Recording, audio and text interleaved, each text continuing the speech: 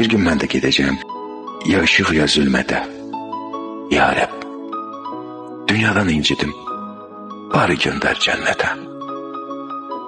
Xəyallarım yarım-yarım, varmı mənim kimi görən, tapanmadım, tayım, yarım.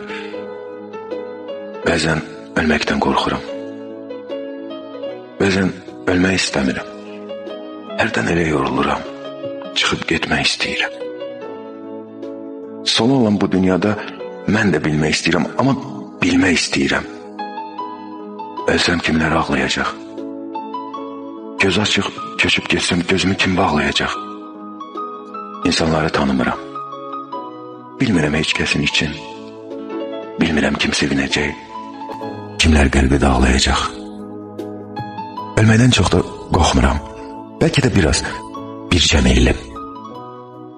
Arzularım var olmamış canımı alma ey Rəbbim.